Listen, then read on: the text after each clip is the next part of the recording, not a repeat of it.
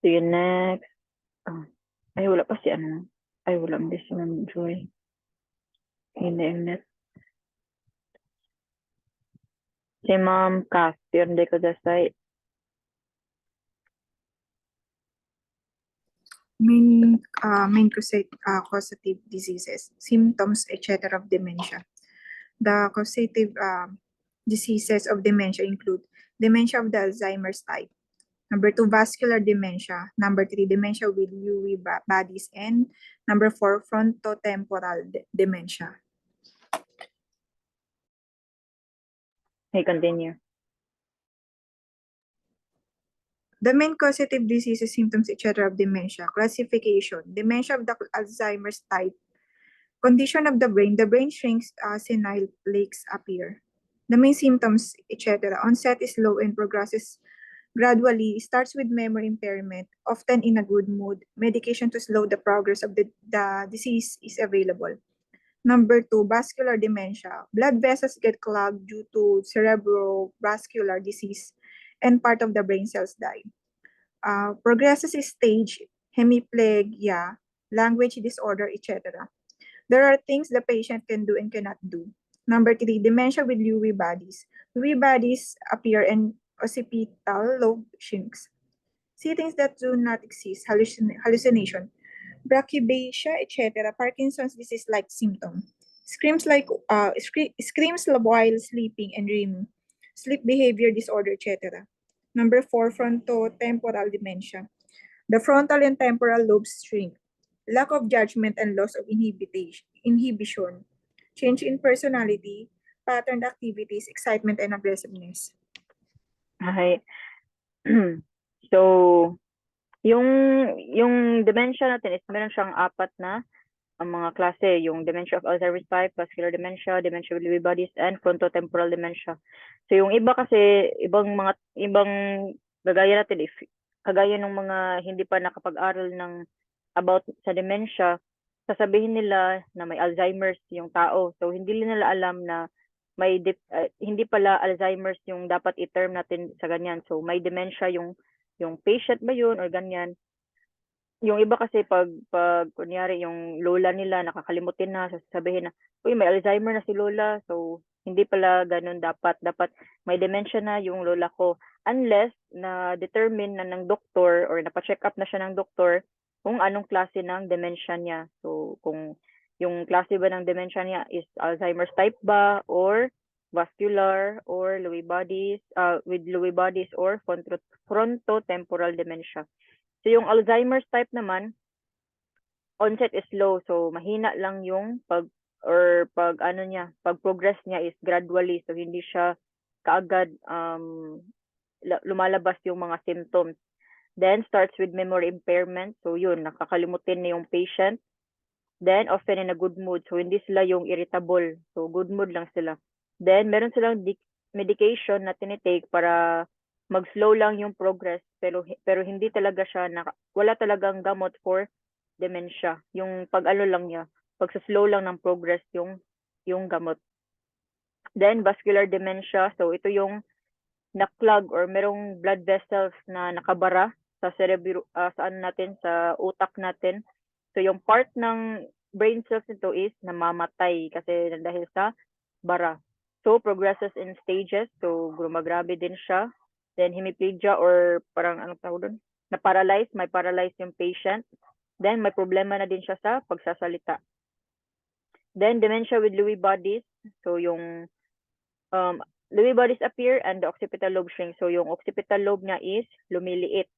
Then meron din siyang mga nakikita na hindi dapat makita. For example, sa patient namin, sinasabi niya na tumatawag siya sa amin noon sa anong tawag doon? Sa nurse call ba? Tapos sabi niya meron daw heavy or snake sa kwarto niya. Tapos pagpunta naman namin doon, wala naman palang heavy. Yung iba din is nakakita sila ng mga spiders daw, ganyan. Pero wala naman talaga. Then brachyphagia or etc. So Parkinson's disease-like symptoms. So screams while sleeping and dreaming, sleep behavior disorder. So yung iba, parang sumisigaw na sila bigla while natutulog, ganyan. Then, frontotemporal dementia. So, ang frontal lobe and yung temporal lobes nila or dito na part sa lobe is lumiliit. So, lack of judgment and loss of inhibition, change in personality. So, ma-shock na lang kayo na yung dati, ang bait pa niya, tapos nung nagka-dementia na siya, parang naiba na yung ugali niya. Then, pattern activities. So, paulit-ulit na lang yung activities niya na ginagawa niya everyday. Then, excitement or aggressiveness. So, symptoms of dementia. So, symptoms of dementia classified as follows. Si Ma'am Jeremy, yun di ko nasay.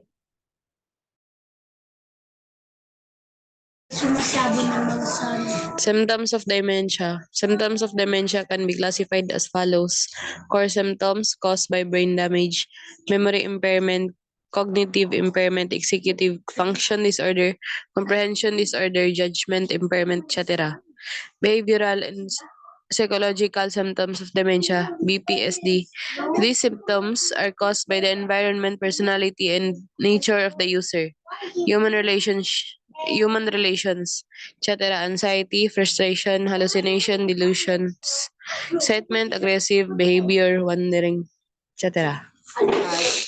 So, yung core symptoms and BPSD or behavioral and psychological symptoms of dementia. So, yung brain cells nila is namamatay. So, yung core symptoms na na-affected, so yung memory impairment. So, nakakalimutin sila, cognitive impairment, hindi na nila alam kung ano yung araw ngayon. Then, executive function disorder, hindi na nila alam paano magluto or paano sumakay ng sasakyan or ng jeep or paano na sila uuwi. Then, comprehension disorder, judgment impairment. So, hindi na nila alam, hindi na nila alam paano magbilang and others. So, personality or nature, then environmental mental state. So, sa behavioral and psychological symptoms of dementia naman, anxiety and or frustration. So, parang paragi silang kinakabahan or naku-frustrate sila. Then, nag-hallucinate sila or may delusions. Or, for example, nakakita sila ng mga spiders or mga snakes kahit wala naman. Or meron silang naririnig na mga bumubulong sa kanila kahit wala naman. Then, excitement, aggressive behavior. So, paragi silang galit kahit hindi mo naman sila kinakausap or parang wala na ka naman ginawa sa kanila. So, bigla na lang silang nagagalit. Then, wandering or yung pag lumabas sila ng bahay nila, so hindi na nila alam paano bumalik ng bahay. So, may example, meron ako nakita sa Facebook, sa Reels, parang Reels yata yun. Merong parang nagluluto lang sila sa labas ng ano ba, sa Amerika yata yun. Nagluluto lang sila sa labas ng parking lot ng sasakyan nila, tapos may dumating na matanda, tapos bigla na lang silang pinagsabihan na, uy, bawal dito magano, ganyan, ganyan. Pero hindi naman talaga bawal kasi hindi naman siya ang may-ari nung parking lot na yun. Tapos, grabe talaga yung galit ng matanda ba. Tapos yun, hinagis na yung pagkain na ginawa ng dalawang vlogger. So yun, pero parang may ano na yata yun siya, meron na siyang signs ng dementia, yung matanda na yun. Kahit parang active looking pa rin siya kasi parang nagja-jogging kasi siya. Pero hindi natin alam baka may ano na talaga siya, meron na siyang signs ng dementia pala. So yun, excitement or aggressive behavior. So the BPSD are sometimes referred to as peripheral symptoms. So yun yung sinabi ko. The next, so ito sa psychological.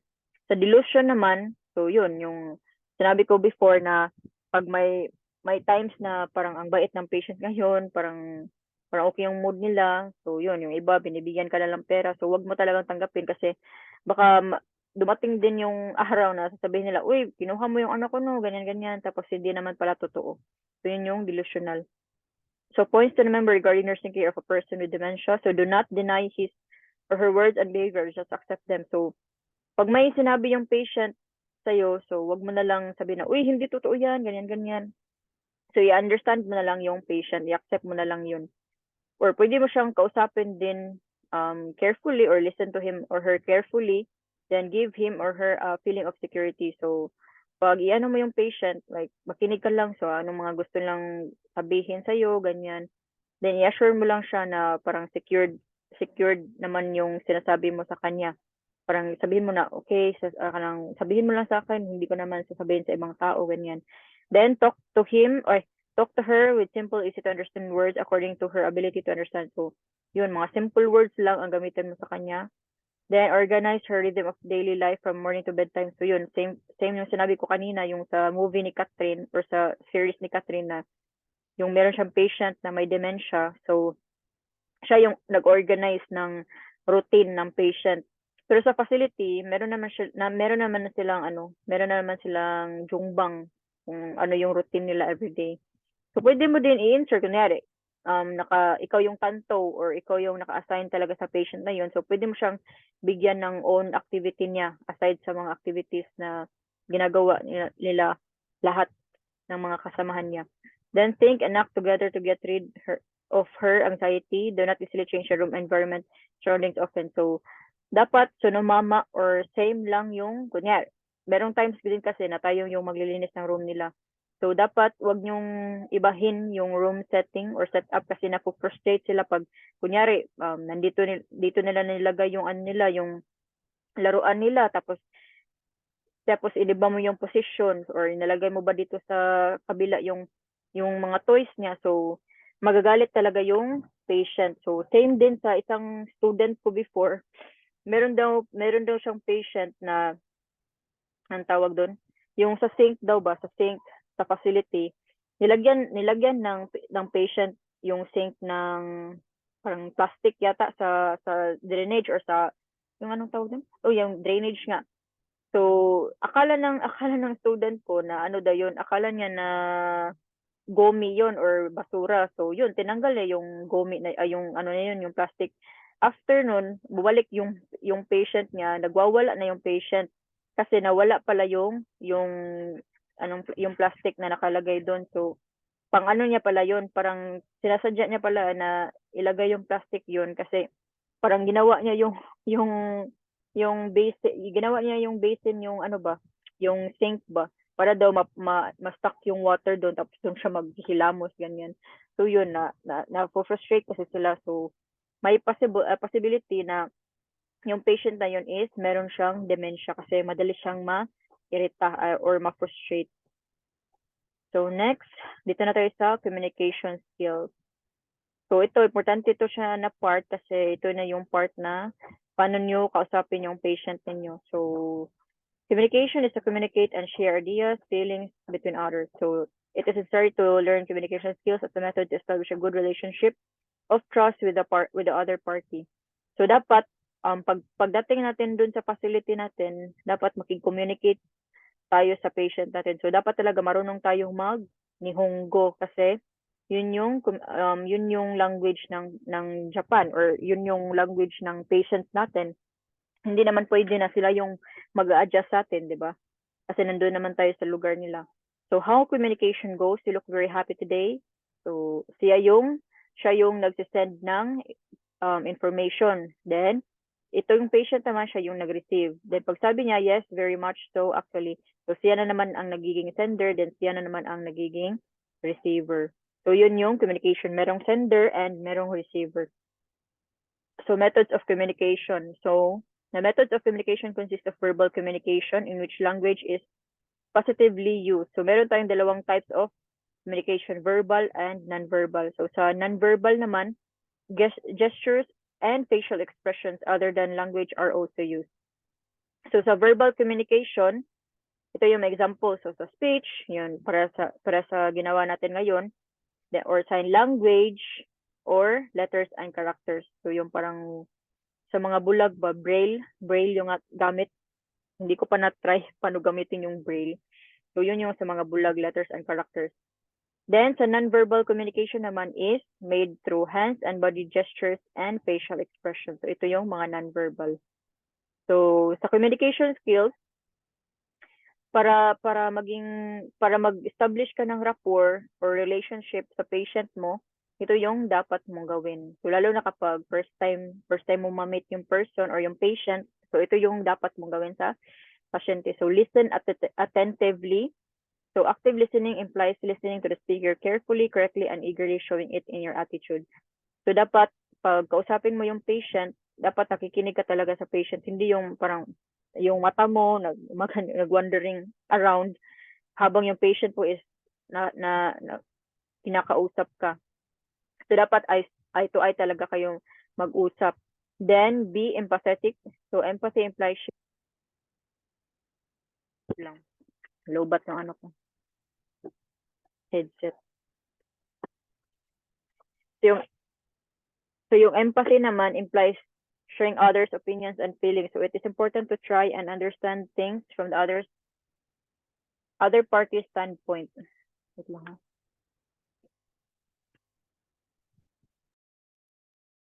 Yun. Naririnig niyo ba ako, guys? Hello? Hello? Naririnig niyo na ako? Or hindi?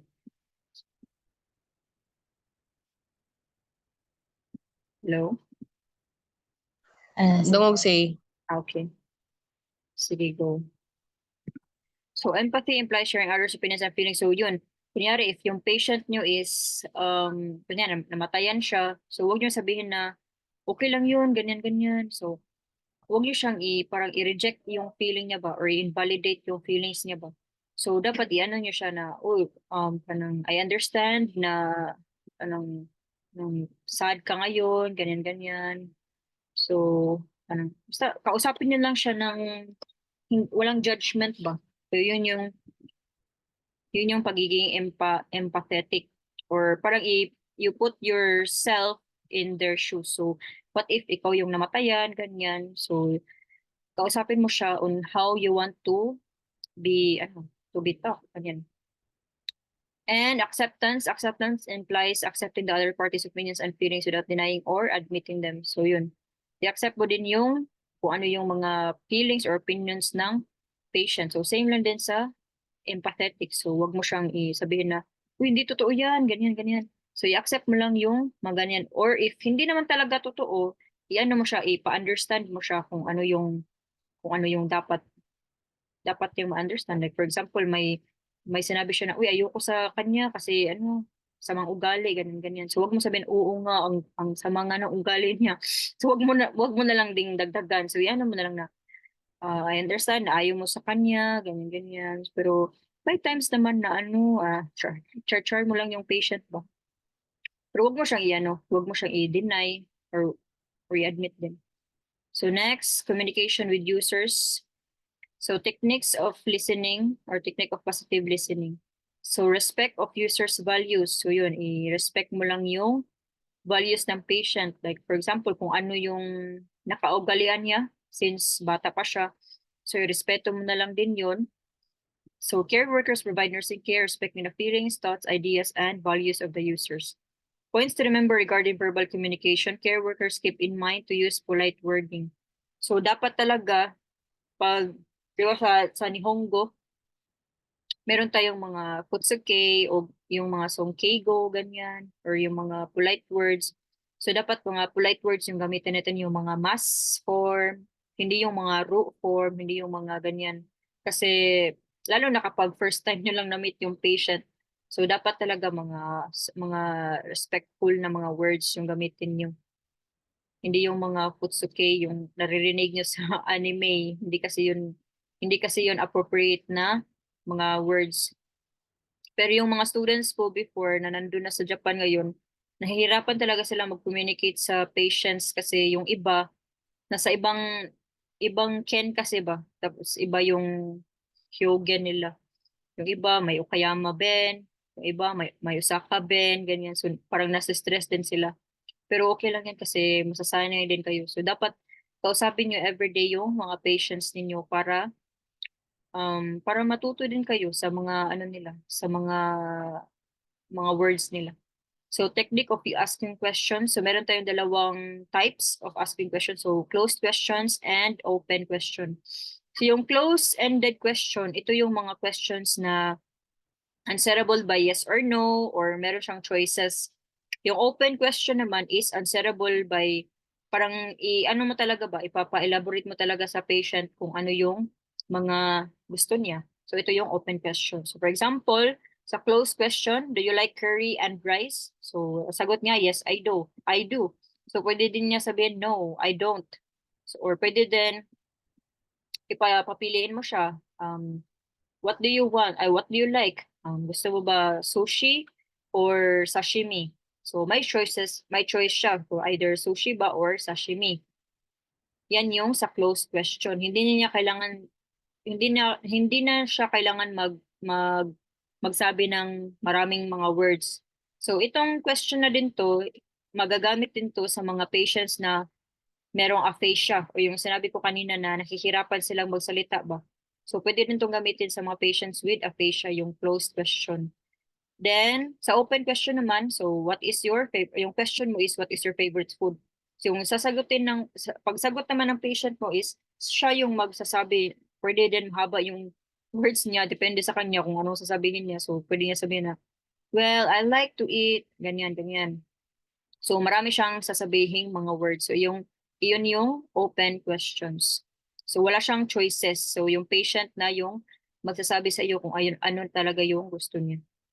So repeating. So if mag-repeat ka ng sinasabi ng patient, meaning parang nakikinig ka talaga sa patient. So yun, gusto nila yan kasi parang sasabihin nila, ay, naintindihan talaga ako or nakikinig talaga tong syukuin na to kasi sinabi niya ulit yung sinabi ko sa kanya.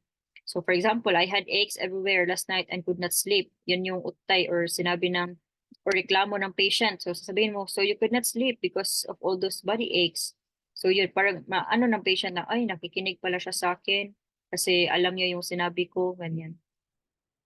So points to remember regarding nonverbal communication. So gestures and facial expressions. The care worker observes the gestures and facial expressions of the user and communicates with him based on observation. So yung sa gestures and facial expression, parang based on what you see lang yan. Then sa eye contact, the care worker establishes eye contact on the same level with the user. So dapat eye to eye talaga kayo ng patient mo if mag-usap kayo. So dapat if kunyari nakaupo yung patient mo, ikaw din medyo nakayuko ka para eye level kayo. So like for example, if nandito sa wheelchair, so pwede ka maganito sa patient para eye level kayo. So the user will find it intimidating if the care worker looks down on the user. So wag mo siyang kausapin na nakaganyan yung patient. Parang ang taas mo kasi. So para silang na-intimidate. Then wag ka rin maganyan, mag-cross arms ba? Or mag-lean back, ganyan. If mag-talk kayo ng patient. So dapat open palm. Then talk to the user in a slow, soft tone of voice, pausing appropriately in between. So wag yung masyadong mabilis o wag ning yung sigaw. So dapat slow, soft tone lang. Then nodding and agreeing. So if may sinasabi yung patient mo, so magaling ka lang, oh, hi. So desu ka. Ganyan. ganyan lang yung technique para sabihin nakikinig ka talaga. Then posture, hands, and body gesture. So yun. Bawal ganito. Cross arms, cross legs, lean back in a chair. Kasi nag-indicate yan na parang hindi ka interesado sa sinasabi ng patient. So dapat ganito. Speak face to face.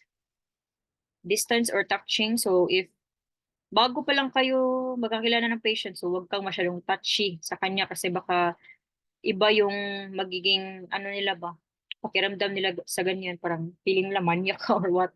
So dapat lang, maintain a certain distance. The next, dito na tayo sa explanation and consent, informed consent. Sige, si Ma'am Kath, yun di ko desay. Explanation and consent, informed consent. The care worker provides support for the user's decision-making so that he or she can live his or her usual life. When providing such support, the care worker should keep the following points in mind. Number 1, present options. Number 2, carefully explain the advantages and disadvantages of each option. Number 3, have the user select or decide at his or her own will. In order for the decision of the user to be realized, the care worker should respect the option and provide support.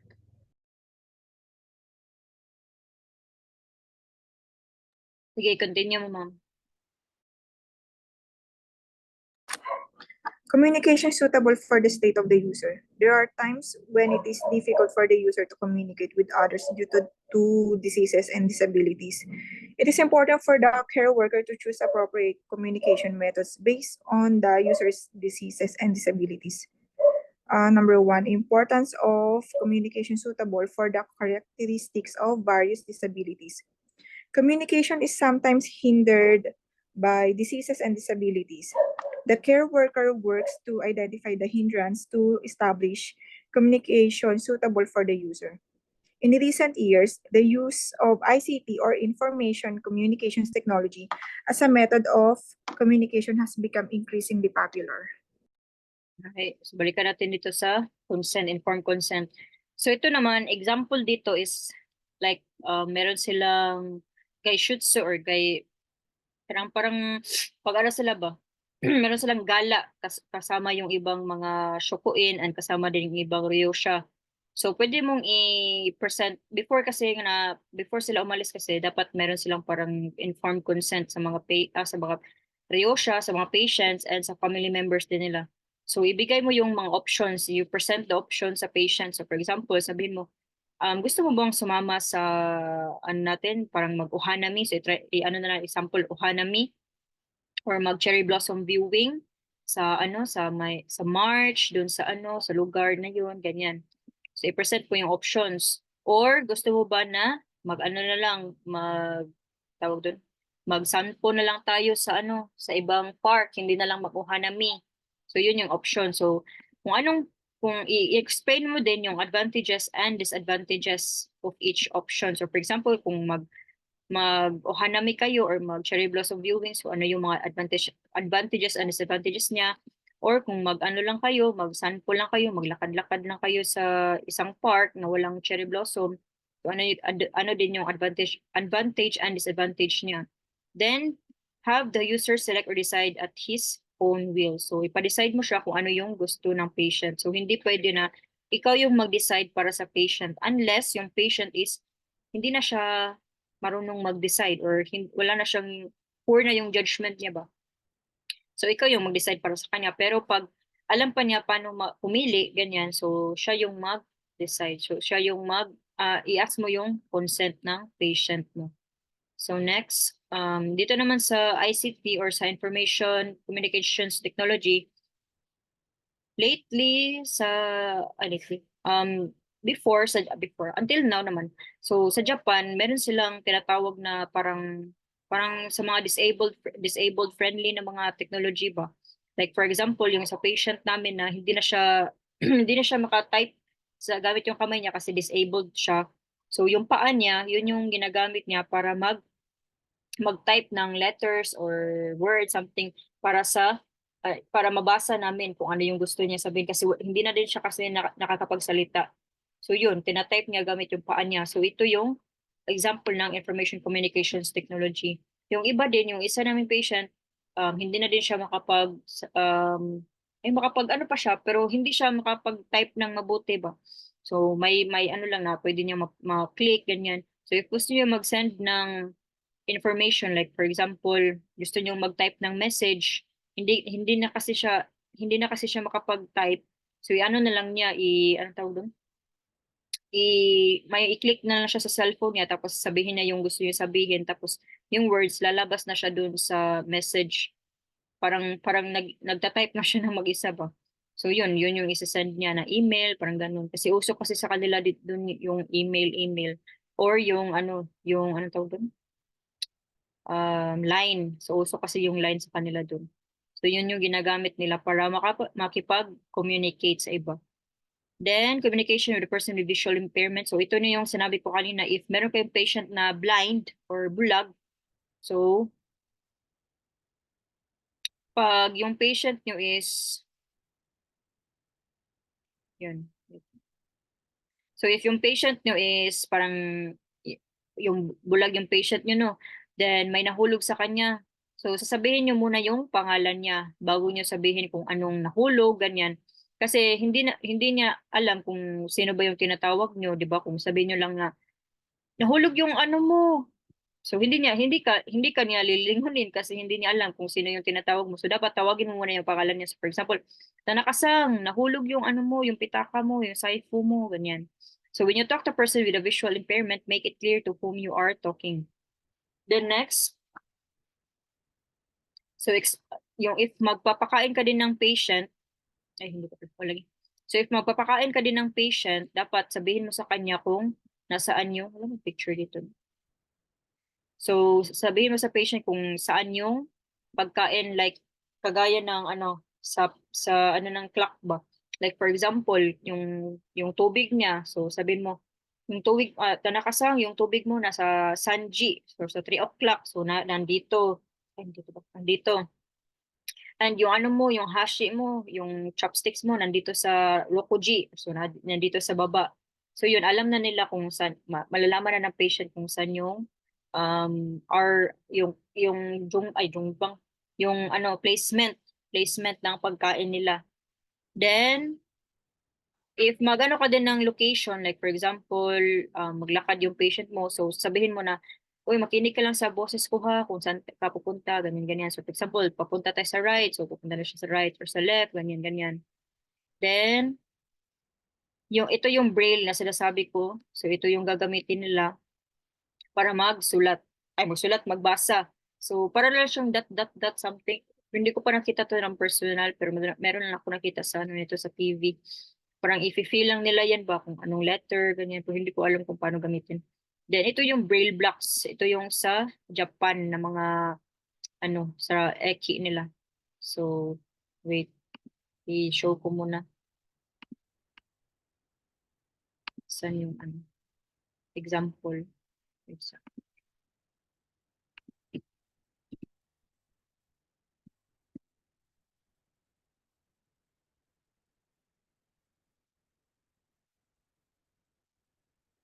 Ito, wait. Kita nyo yung screen? So itong yellow na to, nakita nyo yung ano guys, picture? Okay.